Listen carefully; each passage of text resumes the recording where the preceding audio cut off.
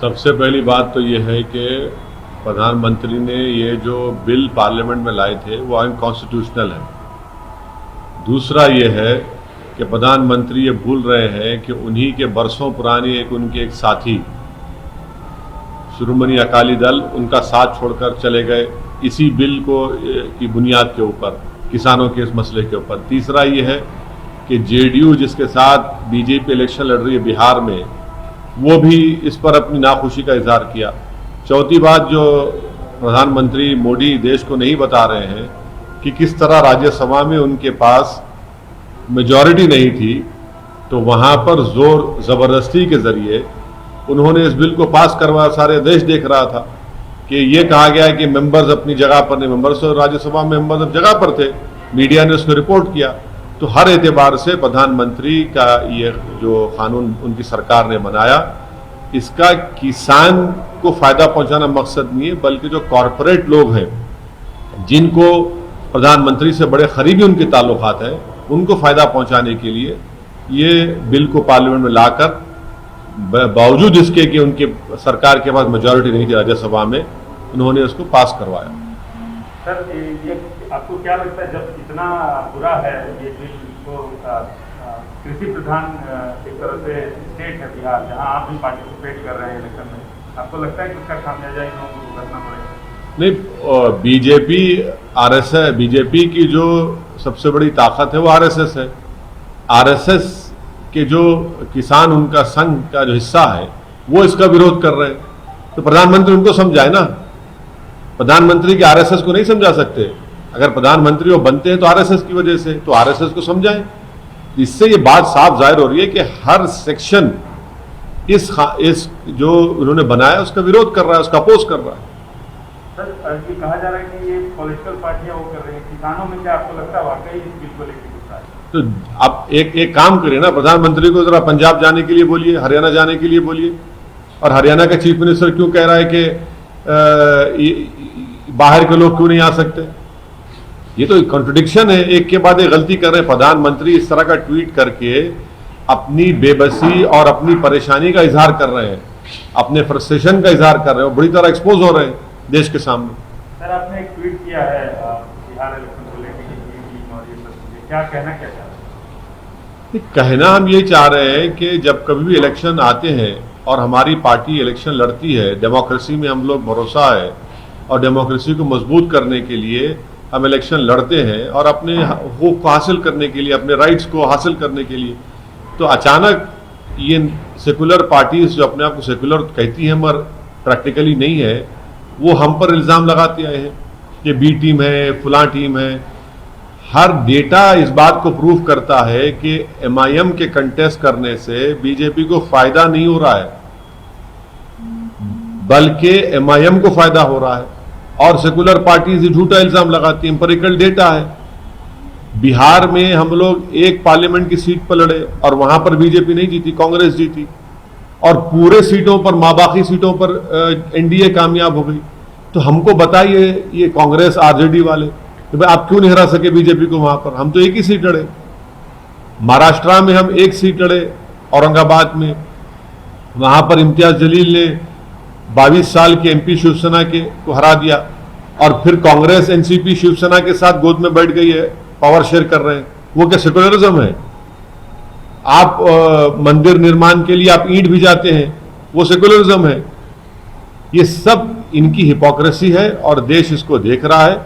और मुझे यकीन है कि अब के बार बिहार के इलेक्शन में बहुत अच्छा रिजल्ट आएगा। और इनका सेकुलरिज्म, एक इनका हिपोक्रेसी है, बुरी तरह एक्सपोज हो चुके हैं। बाई इलेक्शन हम जीतते हैं, वहां बीजेपी को हराते हैं किशनगंज की। तो ये इनकी बौखलाहट है और दिक्कत आ रही है। सर, आप हमेशा बीजेपी को रोकने की बात करते हैं। बिहार में आप कर सकते थे, बीजेपी को रोकने का आप कर सकते थे, कुछ पार्टियों से हाथ मिला सकते थे, गठबंधन कर सकते थे, लेकिन आप जिस तरह से लड़ रहे हैं, आप पे ये आरोप लग रहा है कि आप बीजेपी को चलिए, अरे हमने तो एक बिहार के एक बहुत बड़े लीडर के साथ, उनकी पार्टी के साथ हमने गठबंधन किया है। यूनाइटेड डेमोक्रेटिक सेकुलर अलायंस, हमने देवेंद्र प्रसाद यादव साहब हमारे कन्वीनर हैं। ये वो आदमी है जो कर्पूरी ठाकुर के लिए अपनी सीट छोड़ दिया था, 5 टर्म का एमपी है, हम उनके साथ चलिए आज आप हमसे करिए। आप तो हमसे बात करने को तैयार नहीं है, और हम देवेंद्र प्रसाद यादव साहब के साथ अलायंस किए हैं और हमको पूरा यकीन है कि बिहार की जनता हमको अपनी मोहब्बत से और अपने भरोसे से नवाजेगी, और आप देखते रहेंगे कि हम कैसे आगे बढ़ेंगे। सर, बिहार चुनाव ही वजह है कि आपने मथुरा का राम मंदिर का पटाक्षेप हो गया? ना, लेकिन नहीं, गलत बात है ना, गलत, बिल्कुल गलत बात है। मैं तो, आपको याद होगा कि जब बाबरी मस्जिद का जजमेंट आया था, आपने सवाल किया था प्रमोद साहब, मैंने उस वक्त कहा था कि ये जजमेंट एक तो हिंदुत्व, इस देश को हिंदुत्व राष्ट्र बनाने का रास्ता फराहम करेगा। मैंने ये भी कहा था कि इस जजमेंट के बाद बहुत से पुराने इश्यूज खुलेंगे, जिसमें काशी और मथुरा का, और सच साबित हुआ मेरा बात बोल रहा हूं। और वो लोग कोर्ट को गए, जब एग्रीमेंट हो चुका है ईदगाह कमेटी के साथ, बाकायदा पूरा एग्रीमेंट की मैंने कॉपी ट्वीट की, अब क्यों मसला उठा रहे हैं? क्योंकि उनको हिम्मत मिली है इस जजमेंट के बाद कि वो ये समझ रहे हैं कि बिलीफ को कोर्ट ने उसको अपहोल्ड किया, और उनको उम्मीद ये लगी हुई कि दोबारा इस मसले में कोर्ट में जाएंगे तो कोर्ट बिलीफ को अपहोल्ड करेगा और rule of law, rule of evidence को कोर्ट बाजू रख देगा। हम ये पूछना चाह रहे हैं नरेंद्र मोदी की सरकार से कि पार्लियामेंट का 1991 का religious place of worship act है, वो एक्ट ये कहता है कि जो 15 अगस्त 1947 को जो रिलीजियस प्लेसेस थे, चाहे वो हिंदुओं के, मुसलमानों को, सिख के, ईसाइयों को, उसको चेंज नहीं किया जाएगा। तो क्या मोदी सरकार कोर्ट से जाकर कहेगी कि 1991 का places of religious worship act के तहत वो जो केस डाला गया वो मेंटेनेबल नहीं है? और राम मंदिर, बाबरी मस्जिद के केस में सुप्रीम कोर्ट की बेंच ने उसको बेसिक स्ट्रक्चर से जोड़ा है इस एक्ट को। तो क्या मोदी सरकार खुले अल्फाज में कहेगी या नहीं कहेगी, या फिर वो इसी तरह से इस इशू को उठाएगी अपनी सियासी रोटी सेकने के लिए? सर, आप भी तो सियासी मुनाफे के लिए इस इशू को उठा रहे हैं। नहीं, बिल्कुल नहीं। मैं तो 1991 एक्ट को सामने रखकर कह रहा हूं। मैं तो सुप्रीम कोर्ट के जजमेंट के बाद मेरी पहली प्रेस कॉन्फ्रेंस में मैंने इस बात को कहा था कि ये मसले उठेंगे, और मैं सच साबित हो रहा हूं। अब देखना यह है कि मोदी सरकार उस पार्लियामेंट के कानून का लिहाज रखते हुए उसको अमल करेगी, या फिर अपने सियासी फायदे के लिए इस तरह से आरएसएस के ऑर्गेनाइजेशंस को प्रमोट करते रहेगी, ताकि देश दोबारा वो जो टर्मोइल से गुजरा है 89 से 80 से लेकर 1992 उसके बाद, क्या उसको दोबारा झोंकना चाहेंगे उस आग में? ये तो मोदी सरकार को बताना पड़ेगा। सर, एक और घटना उत्तर प्रदेश में हुई है, लॉ एंड ऑर्डर की सिचुएशन है, एक महिला के साथ गैंगरेप हुआ है, 4 लोगों ने किया। इस देश में जब तक इस देश के मर्द लोग महिलाओं के ताल्लुक से, खवातीन के ताल्लुक से अपनी ज़हनी गंदगी को साफ जब तक नहीं करेंगे, ये जुल्म होता रहेगा। और खास तौर से जुल्म होता है उन महिलाओं का जिनका ताल्लुक दलित तबके से, माइनॉरिटीज से, शेड्यूल ट्राइब, शेड्यूल कास्ट से होता है, और ये बढ़ता जा रहा है, रुकने वाला नहीं है, बढ़ता जा रहा है। और तीसरी बात है कि उत्तर प्रदेश में ठोक दो की सरकार है, रूल ऑफ लॉ के ऊपर अमल नहीं करते। ठोक दो, क्या ठोका आपने? क्या आपने रोका इन लोगों को?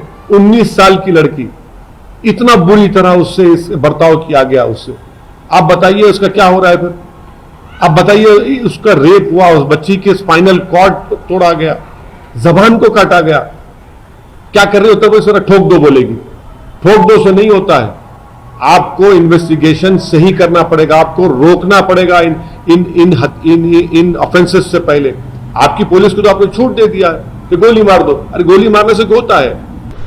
इसके लिए बहुत जरूरी है कि कानून का डर ऐसे शैतानों के दिलो दिमाग पर पैदा होना जरूरी है।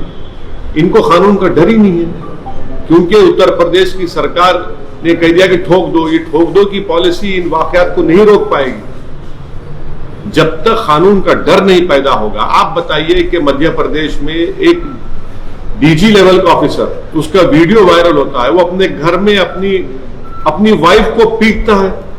अरेस्ट क्यों नहीं करते उसको आप? कि बोले कंप्लेन करो। कंप्लेन क्यों करेंगे? जब सारी दुनिया ने उसको वीडियो देख लिया तो कंप्लेन की जरूरत है सरकार को। और चीफ मिनिस्टर कहते हैं कि भाई हम उनको ड्यूटी से रिलीव कर दिए। जो पुलिस जिसकी हिफाजत कर रहा है वो अपने घर में अपनी बीवी को पीटता है, क्या कॉन्फिडेंस क्रिएट कर रहे हैं महिलाओं में आप? और उत्तर प्रदेश में तो आपकी ठोक दो की पॉलिसी है। तो तो ये बहुत जरूरी है कि पुलिस और कानून का डर उस वक्त पैदा होगा जब ये ठोक दो की एनकाउंटर की पॉलिसी खत्म होगी। जब तक आप एनकाउंटर ठोक दो करते रहेंगे, इन लोगों में क्या डर पैदा हो रहा है? शमशाबाद में आपने ठोक दिया, मोइनाबाद में इंसिडेंट हो गया। तो इन पुलिस का और कानून का डर उस वक्त पैदा होगा जब रूल ऑफ लॉ पर इंप्लीमेंटेशन होगा।